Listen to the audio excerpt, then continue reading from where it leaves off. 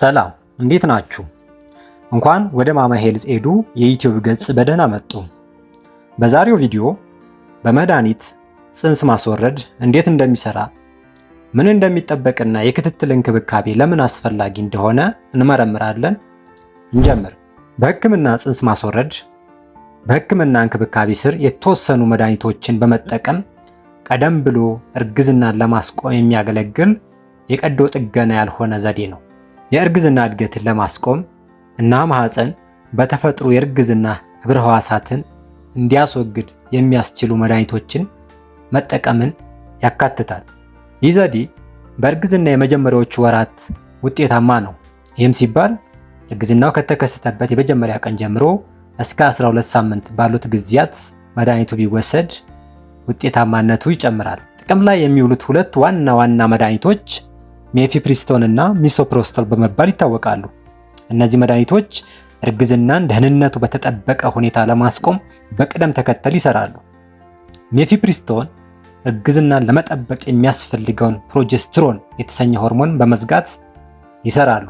በዚህም ምክንያት የማህፀን ሽፋን መበላሸት ይጀምራል እና ማህፀን ለምጥ መወጠር የበለጠ ስሜታዊ ይሆናል። ሁለተኛው ሚሶፕሮስቶል የሚሰኘው ደግሞ የፕሮስቶግላንዲን አናሎግ ሲሆን የማህፀን መኮማተርን የሚያነቃቃና የማህፀን ጫፍን የሚያለሰልስ ሲሆን ማህፀን የተፈጠረውን የእርግዝና ህብረ ህዋሳት እንዲያስወግድ ያስችለዋል። የህክምና ሂደቱ የሚጀምረው የእርግዝናውን ቦታና ዕድሜ በማረጋገጥ በተገቢው ግምገማ ሲሆን ከዚያም እነዚህም መድኃኒቶች በህክምና ቁጥጥር ስር መስጠት ነው። ሚሶፕሮስቶል ከወሰዱ በኋላ ቁርጠትና የሴት ብልት ደም መፍሰስ ብዙውን ጊዜ ይጀምራል። ደም መፍሰስ ብዙውን ጊዜ ከመደበኛው የወር አበባ ጊዜ የበለጠ ከባድና ማህፀን ለመድኃኒቱ ምላሽ እየሰጠ መሆኑ የሚያሳይ ምልክት ነው። ደም መፍሰስ ብዙውን ጊዜ ከመደበኛው የወር አበባ ጊዜ የበለጠ ከባድ ነው እና ማህፀን ለመድኃኒቱ ምላሽ እየሰጠ መሆኑን የሚያሳይ ምልክት ነው። አብዛኛው የጽንስ ማስወረድ ሂደት ከ1 እስከ 2 ቀናት ውስጥ ይከሰታል። ማህፀኑ ቀስ በቀስ ወደ መደበኛ መጠኑ ሲመለስ ቀላል የደም መፍሰስ ወይም ነጠብጣብ ከ1 እስከ 2 ሳምንታት ሊቀጥል ይችላል። በእርግዝና መጀመሪያ ላይ በትክክል ጥቅም ላይ ሲውል የሚፊፕሪስቶንና የሚሶፕሮስቶል ጥምረት በጣም ከፍተኛ የስኬት መጠን አለው።